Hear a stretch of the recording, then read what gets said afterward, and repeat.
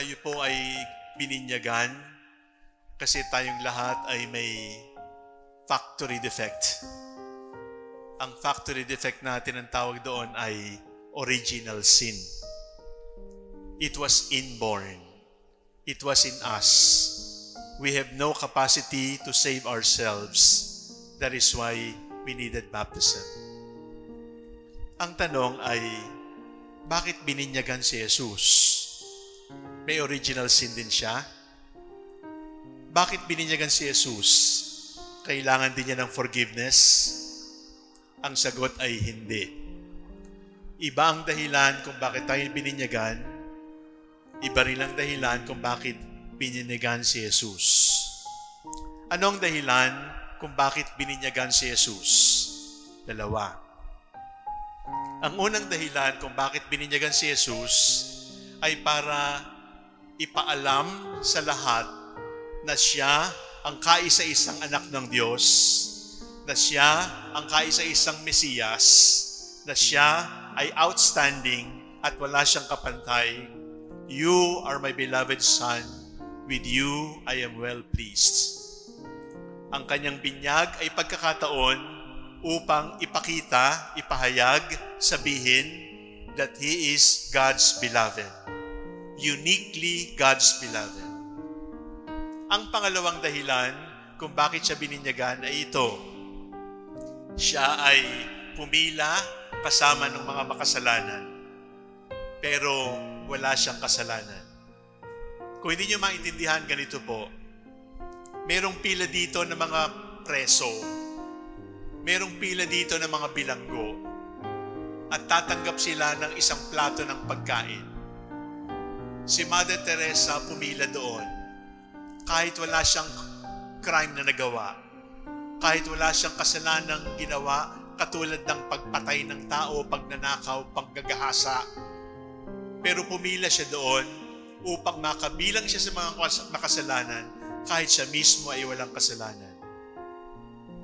Therefore, my dear brothers and sisters, the reason why Jesus chose to be baptized are these two.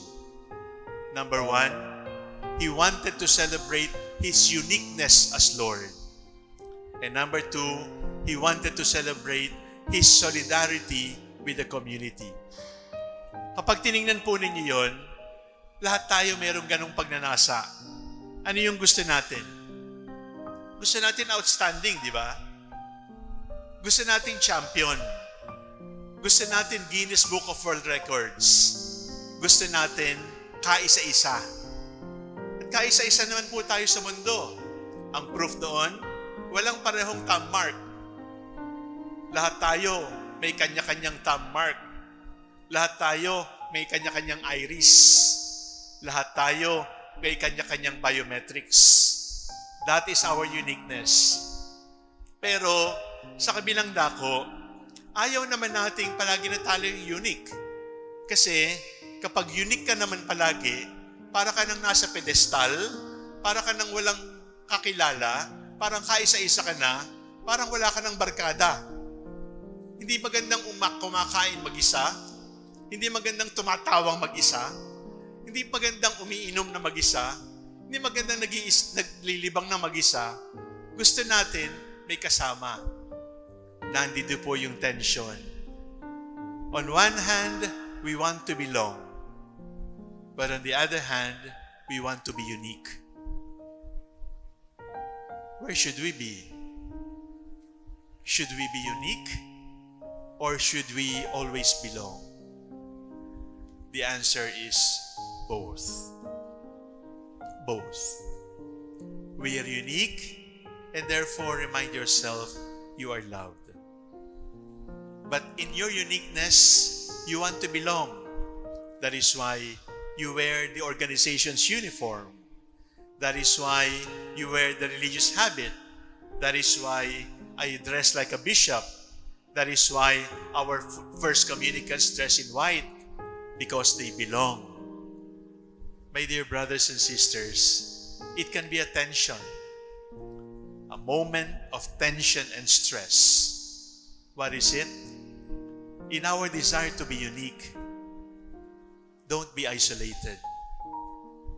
in our desire to belong, don't compromise your identity. We can respect each other's uniqueness and at the same time, welcome one another as brothers and sisters. Who are you? Sino ka ba talaga? Ang sagot, ako ay ako. Subalit, yung aking pagiging ako, kabilang ako ng marami pang ako. Kabilang ako ng marami pang kapatid. No man is an island. No man stands alone. I want to be outstanding. And I am unique and outstanding because God loves me. But I belong. And I will always belong. And I will always find myself only belonging to the community. Sino ka? I am myself. I am unique. And in my uniqueness, I belong to a community. Jesus Christ, the Son of God, was born for you and me. He came to bring the good news, from sin to set us free. The blind, the deaf, the lame, the poor, His power meant to see. He gave His life upon the cross, eternal life the key.